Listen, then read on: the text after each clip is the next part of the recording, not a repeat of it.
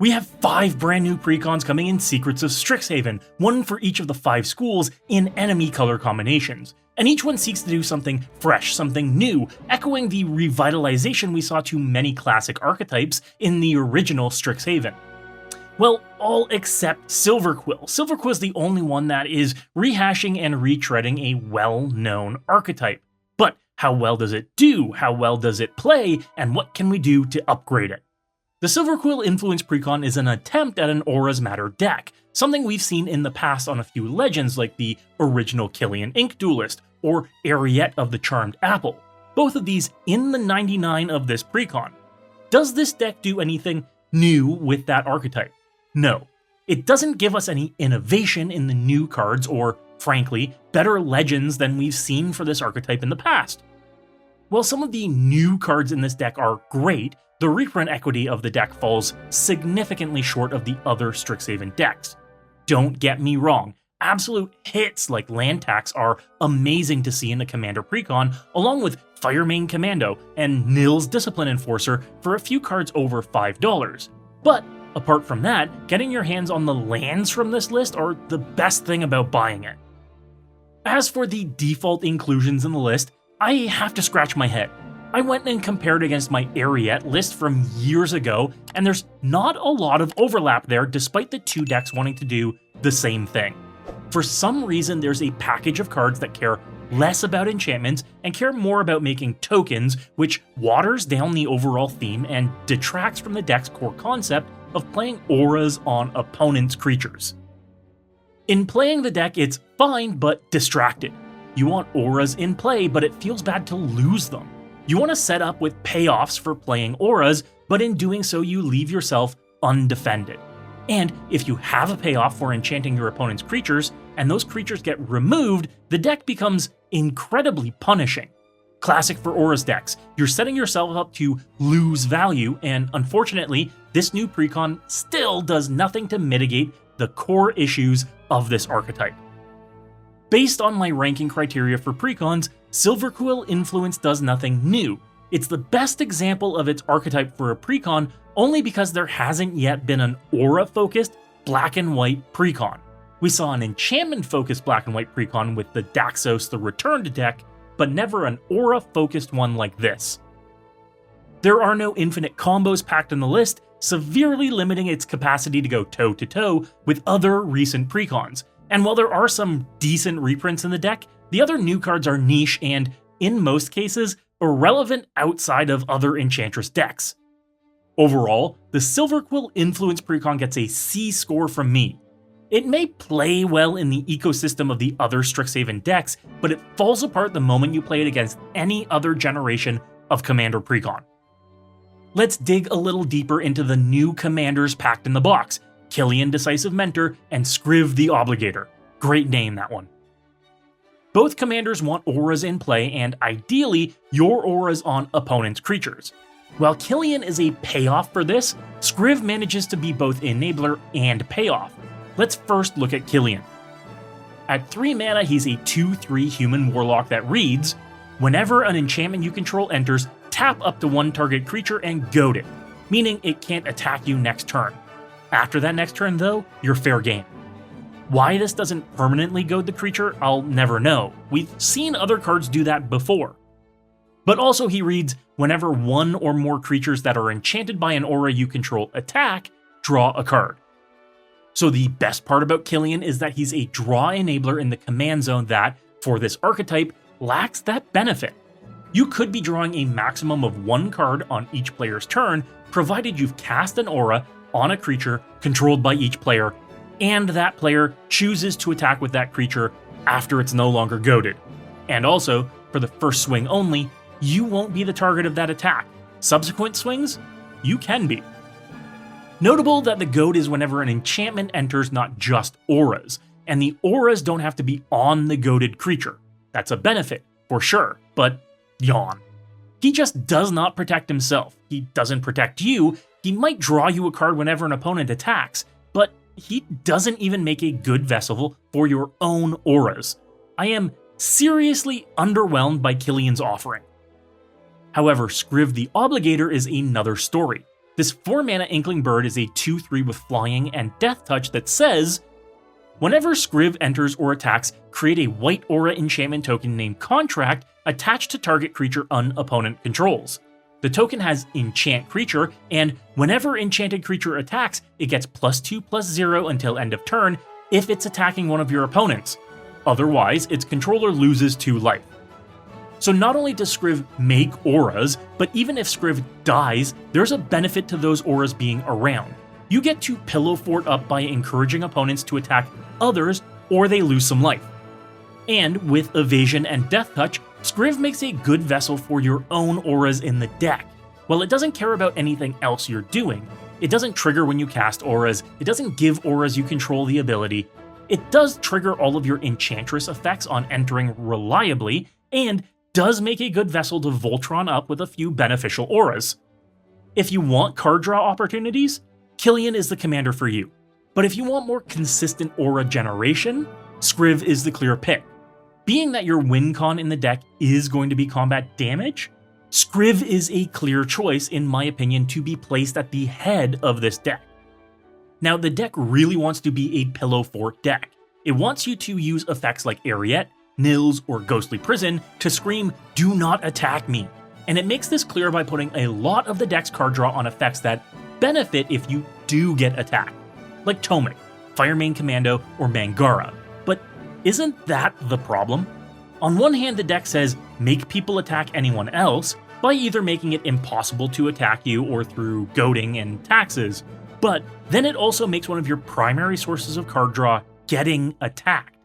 And I think this dissonance was what really rubbed me the wrong way in my first few games playing the list. What I found I wanted to do in the deck is be less conditional and more absolute.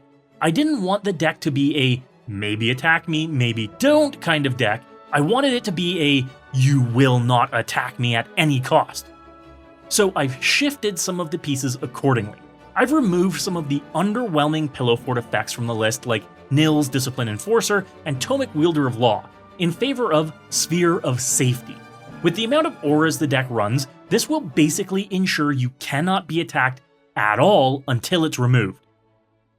I've also cut a lot of the Inkling-related cards from the list that look to be doing basically nothing else. Intermediate Chirography, Combat Calligrapher, and Forum Filibuster all ended up cut from my list. 2/1 flyers are fine, but nothing else synergizes with them, and they just don't advance the aura-based game plan that this precon was built around. I also cut Shadrick Silverquill, though you may want to keep him in if you're aiming to make the deck more Voltron-related and you want a 5-mana flyer with Double Strike. That gets really good when you pump that power up. I cut Defacing Duskmage and Secret Rendezvous as well, as they're poor excuses for the kind of card draw we could be including in this deck that actually synergizes and doesn't rely on us advancing opponents' game plans. The worst aura in the deck, Rafine's Guidance, got cut too in favor of some elements that the deck really wants.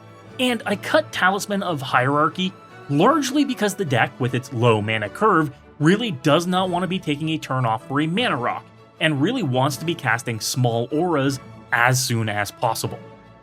What I added in, I did in 3 areas: better card draw, better win cons, and ways to protect the whole shebang. Mesa Enchantress was the first card I put in the deck, and likely our best and most consistent source of card draw. She'll be drawing us 2 to 3 cards per turn when we get humming with our low-cost auras, and is recommended for any way you build this deck. Lurrus of the Dream Den deserves a spot too, because of the very low mana curve. Being able to recast your 1 to 2 mana auras when their holders inevitably die is a benefit for longevity you need to invest in. Then, win cons. You're looking at winning via combat here, because your opponents aren't going to drain themselves to death on your auras from Scriv, and you'll have to finish off the last opponents somehow when they whittle down each other's life totals. So including Grim Guardian to slowly drain opponents when your enchantments enter is crucial, especially once you start playing 2 to 3 enchantments a turn. If you eventually replenish with an Igandro Historian, this can win you the game all on its own. Sigil of the Empty Throne is a classic win con for any Enchantress-style deck, and for a good reason. Being able to rebuild after a board wipe, being able to make a 4/4 flyer each turn, being able to exert some pressure on life totals are all necessary when it's really your only way to close out the game. And while the deck is not a Voltron deck, you cannot skip includes like All That Glitters and Ethereal Armor from any aura-based deck.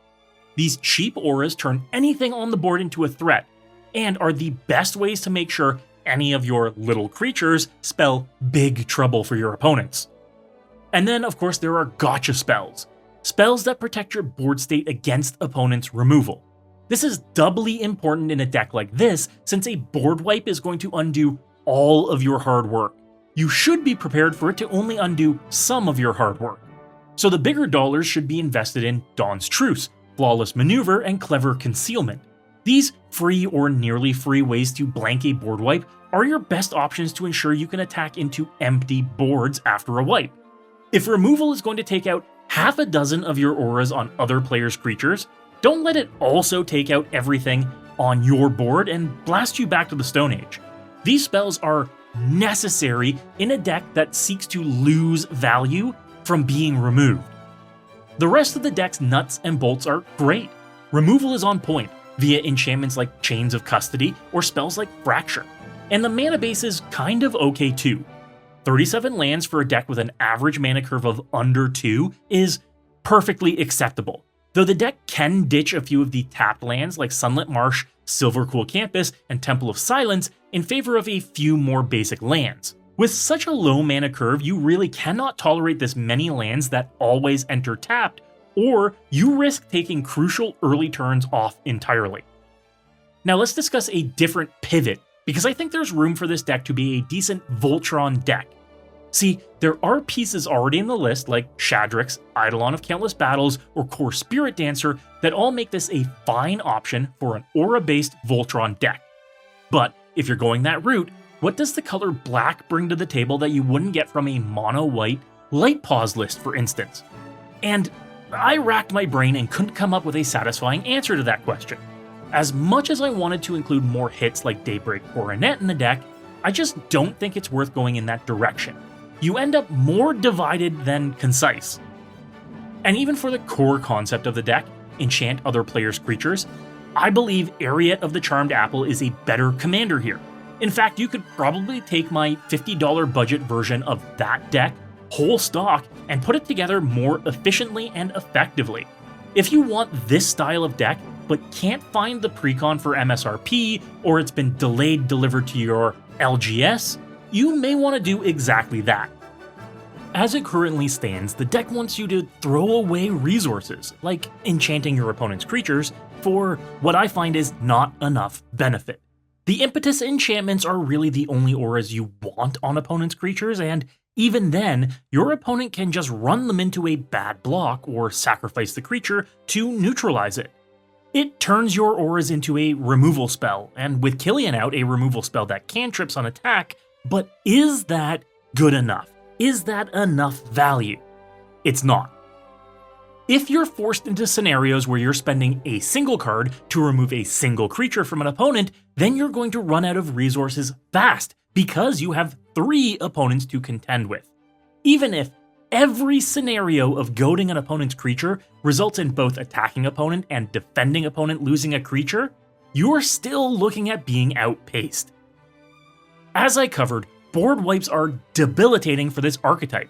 Until that issue is addressed via a new card design, ideally a new commander, this archetype will not be good. You may find it fun, but it's going to struggle in a lot of games. I know I've not been a fan of this deck, and that's fine. Not everyone has to like everything, and not everyone has to agree with me. But there are 4 more Precons from Secrets of Strixhaven, and I'll be reviewing and upgrading all of them. Let me know what you think of the Silverquill Influence Precon in those comments right now, and which Precon you're most looking forward to. And don't leave without checking out my sponsors like Card Conduit. They are hands down the easiest way to sell your individual Magic cards without the hassle of traditional buy listing. They'll get you top dollar while handling all of the heavy lifting, from sorting to grading to optimizing your price across a huge network of vendors. and they'll give you cold hard cash for it. You can use the promo code MECHANIC right now for 10% off of all fees. And if you want to pick up the cards for this list, make sure to go check out Card Trader. Use my promo code MECHANIC right now for 5% off your order from any TCG. Card Trader's zero system means you can get cards from all over the world with only one shipping fee. Save money and time today. Lastly, you can check out all of my decks on MOXFIELD. MOXFIELD is the best deck building platform in the world and makes it easy to build decks and search for specific cards with their powerful tools. Have you checked out their drag and drop feature yet? It's revolutionary. Be sure to check out my brews and follow my profile there right now. If you were inspired to brew today, you have to hit that subscribe button. Check out this other deck on my channel right now for more sweet tech. And as always folks, good luck and have fun.